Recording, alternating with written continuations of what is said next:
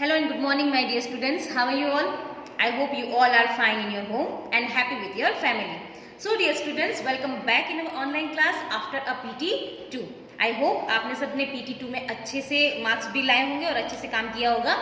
तो dear students, Hindi की text book में हमने बिफोर PT2 हमने 15 चैप्टर्स को कवर कर लिया था. 15 चैप्टर्स तक आपके हो चुका है. मे भी 15 चैप्टर्स आपके यमुना नदी वाला है, तो यमुना नदी को हमने अच्छे से पढ़ लिया था. अब आपकी आज के ऑनलाइन क्लास में हम पढ़ेंगे हमारा 16 चैप्टर्स जो है गुलिवर की लिलीपुट यात्रा. एक छोटी सी स्टोरी है, बहुत ही मज़ेदार स्टोरी है, तो आप सुनना स्टोरी को अच्छे से. ओके,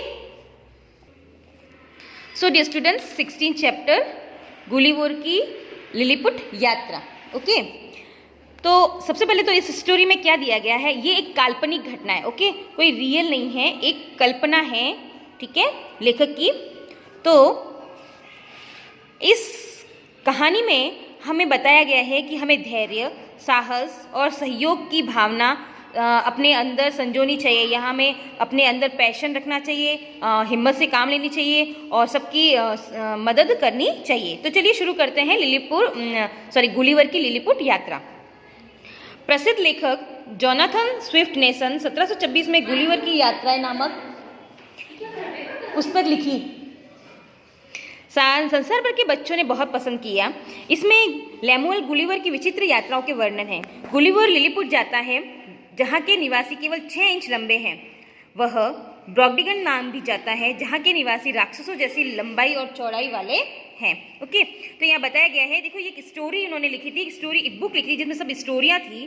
तो उसमें उन्होंने 1726 में गुलिवर की यात्रा नामक एक बुक लिखी और उस बुक को बच्चों ने जब पढ़ा तो उनको बहुत ज़्यादा पसंद आई, क्योंकि उसमें एक ऐसी कहानी थी जहाँ पर लिलीपुट जो है वो ऐसी 2 जगहों पर जाता है जहाँ पर एक जगह पर तो बहुत छोटे छोटे इंसान, यानी ओनली 6 इंच कितना होता है, मतलब बिल्कुल छोटा सा, ये इतना, मतलब 1 इंच 2 इंच ऐसे होते हैं, 1-2 इंच, तो इससे 6 इंच, तो इतने छोटे छोटे से जो है वो इंसान थे.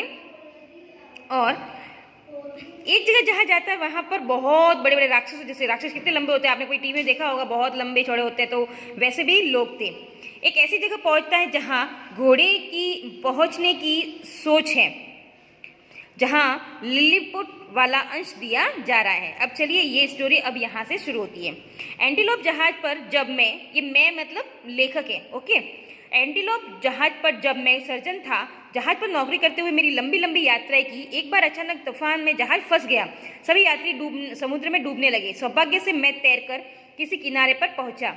लहरों ने थपेड़े मार मार कर मुझे थका दिया, इसलिए मैं वहीं जमीन पर सो गया. जब मेरी आंख खुली तो मैंने अपने आप को पतले पतले धागों में जकड़ा हुआ पाया. कोशिश करने पर भी मैं उठ न सका, क्योंकि धागों से मेरे हाथ पैर बांध लिए गए थे. मेरे बालों को भी, जो लंबे घने थे, इस तरह से बांधा गया था कि मैं अपना सिर भी नहीं हिला पा रहा था. मैंने अचानक अपने पास एक विचित्र आवाज़ सुनी. फिर मुझे बाएं पैर पर कुछ हिलता हुआ सा महसूस होने लगा. वह सीने पर से होता हुआ मेरी ठोड़ी तक आ गया. ठोड़ी मीन्स ये अपनी फेस के सबसे नीचे जो होता है ना, वो ठोड़ी. मेरे आश्चर्य की सीमा न रही जब मैंने देखा कि मेरी छाती पर एक छोटा सा आदमी, जिसकी ऊंचाई मुश्किल से 6 इंच होगी, खड़ा हुआ था. कुछ देर बाद उसी जैसे छोटे छोटे लगभग 40 आदमी मेरे शरीर पर चढ़ गए और उनका नेता हाथ में तीर कमान लिए हुए था. उसके पीछे उसी के समान छोटे छोटे कई आदमी और थे. तो आई होप आपको यहाँ तक समझ में आया. देखिए यहाँ पर क्या था, जब लेखक कह रहा है, वो इमेजिन कर रहा है, या फिर उसने जब स्टोरी लिखी उसमें ये लिखा हुआ है कि जब वो एक जहाज पे नौकरी करता था, तो नौकरी करता करता वो उसी जहाज पर एक दिन जा रहा था, तो वहाँ पर समुद्र में तूफान आ गया और जहाज डूब गया. ठीक है, बहुत सारे लोग डूब गए, और लेकिन वो भाग्यवश बच गया और किनारे पे आके वो बेहोश हो गया. तो जब वो उसकी आंख खुली तो बहुत सारे धागों में क्या हुआ था, जकड़ा हुआ था. ये देखिए, आपको धागों में जकड़ा हुआ दिख रहा है ना, तो धागों में जकड़ा हुआ था. फिर जब उसकी आंख खुली, उसने देखा कि इतने छोटे छोटे बहुत सारे इंसान उसके ऊपर और आसपास खड़े हैं, है ना. तो चलिए अब आगे क्या होता है. उन्हें देखकर मुझे इतना आश्चर्य हुआ कि मैं जोर से चिल्ला उठा. मैंने अपने बाएं हाथ को डोरियों से बांधा हुआ था, खींचा तो कुछ धागे टूट गए और मैं आज़ाद हो गया. मेरा चिल्लाना था कि वे लोग चीखते चिल्लाते भागे. अब देखो बेटा, वो 6-6 इंच के थे तो बहुत छोटे थे, और जो लेखक था वो तो बहुत बड़ा था, नॉर्मल हमारी साइज़ का था. तो उनको उस छोटे छोटे 6-6 इंच के इंसानों के लिए तो वो बहुत ही ज़्यादा बड़े थे, है ना, बड़ा था. तो वो उसने धागे खींचे तो धागे तो सारे टूट गए। और वो सब जो है ना उसको देख के वो इतने छोटे छोटे 6 इंच के इंसानों को देख के जो लेखक है वो चिल्लाने लग गया। तो जब वो चिल्लाया तो वो लोग भी डर गए और भागते भागते फिर चीखते चिल्ला गए और वो बहुत दूर तक भाग गए। थोड़ी देर बाद उन्होंने मेरे ऊपर तीरों की बौछार की। तीर जो मेरे हाथों और चेहरों पर आके गिरे मुझे सुई की भांति चुभे। उसके बाद मैं शांत पड़ा। अब उन लोगों ने फिर क्या किया, तीर कमान छोड़े। अब तीर कमान, अपने लिए तो तीर कमान कितने बड़े होते हैं, लेकिन उनके तीर कमान हमारे लिए कितने छोटे छोटे थे, सुई के जैसे, है ना।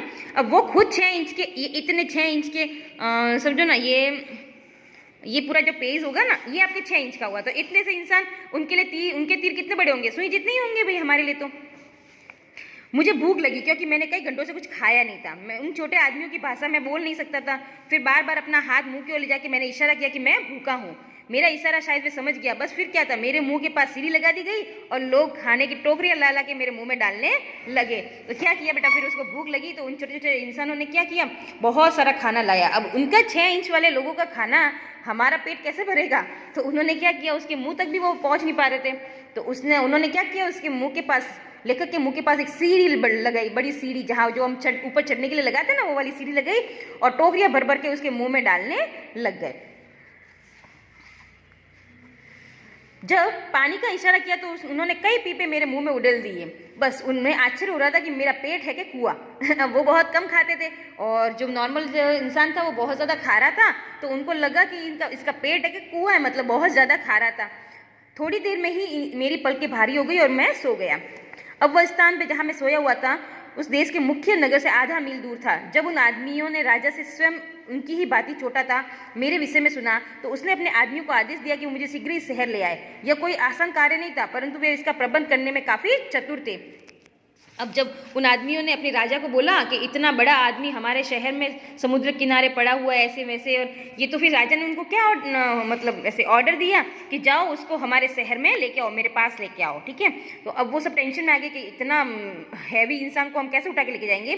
तो लेकिन वो बहुत चतुर थे, बहुत होशियार थे। उन्होंने मुझे ले जाने की एक लंबी गाड़ी बनाई। उन्होंने क्या बनाया, एक लंबी गाड़ी बनाई। यह 3 इंच तो ऊँची थी और इसमें 22 पहिए लगाए गए। जब मैं सोया हुआ था तो उनमें सर्वाधिक शक्तिशाली 900 आदमियों ने मुझे उस गाड़ी पर बांधा। कितने, 900 आदमियों ने, क्योंकि भाई इतना बड़ा था वो तो, और वो 6-6 इंच के थे, तो 900 आदमी तो लगने ही थे। तो 900 आदमियों ने मिलकर उसको गाड़ी पर बांधा। राजा ने 1500 सर्वश्रेष्ठ घोड़ों से खींचा। और कितने घोड़े लगे हुए थे इस गाड़ी में, 1500 घोड़े लगे हुए थे। जब जाके उसको खींचा गया, जब वे रास्ते में थे तो 2-3 सिपाही जो यह देखना चाहते थे कि मैं सोई हुई अवस्था में कैसे दिखाई देता हूँ, मेरे चेहरे पे चढ़ गए। उनमें से एक तो इतना भाला मेरी नाक में अंदर डाल दिया और मुझे भूसे से, तिनके से सामान चुभा। अब क्या किया, वो लोग जो है ना मुझे बार बार ऐसे, मतलब लेखक कह रहा है कि मुझे बार बार देख रहे थे कि मैं इतना बड़ा दिखता हूँ, एकदम अलग दुनिया का प्राणी लग रहा था उनको मैं। तो वो बार बार मेरे ऊपर चढ़ रहे थे, मुझे देख रहे थे, कोई मेरी नाक में सुई चुभा रहा था कुछ ऐसे।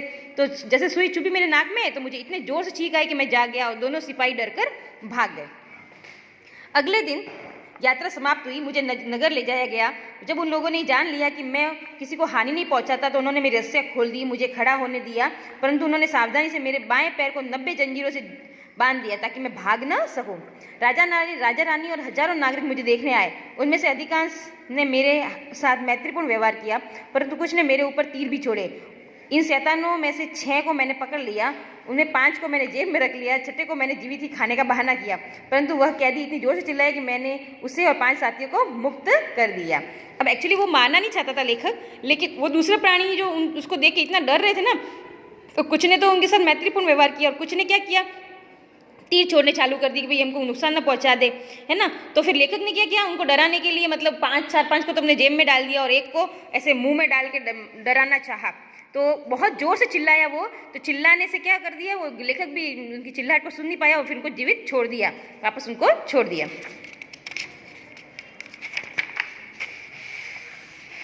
मैं उन छोटे आदमियों के बीच आनंदपूर्वक रह रहा था। उन्होंने मेरा भोजन बनाने के लिए 300 रसोइयों और मेरा सूट सिलने के 300 दर्जी लगा दिए। राजा के 6 बुद्धिमान विद्वानों ने मुझे इस देश की भाषा सिखाई।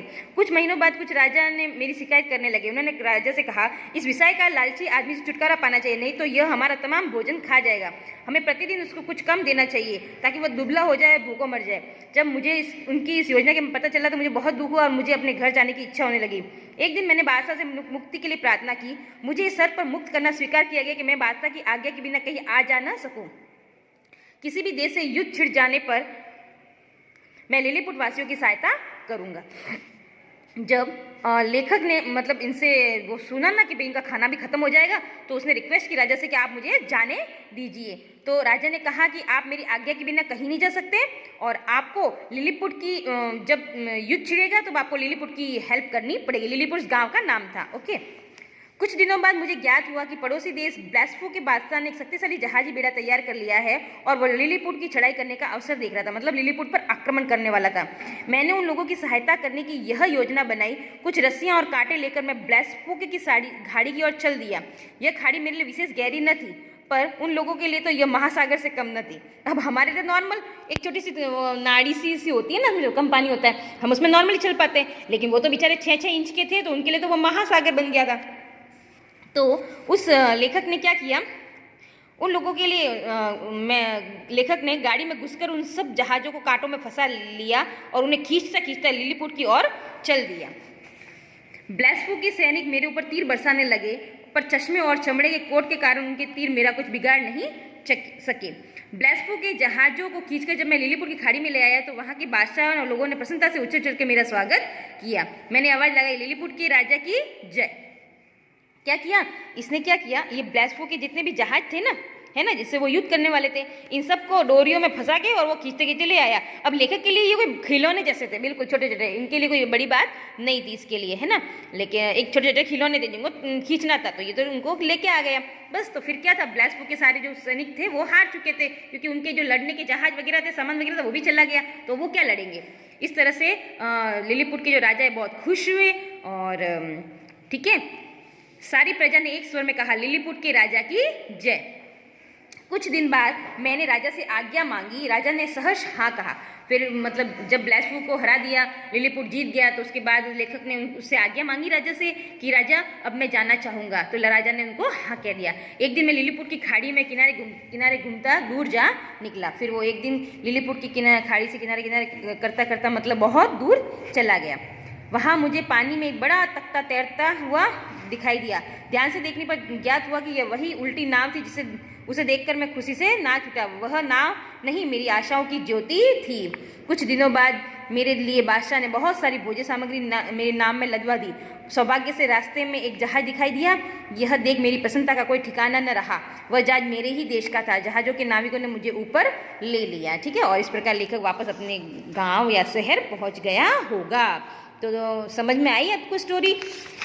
एक अलग सी स्टोरी है, मतलब अजीब सी स्टोरी है, जिसकी हम कल्पना कर सकते हैं या हमने कभी फिल्मों में ऐसा देखा होगा, टीवी में ऐसा देखा होगा।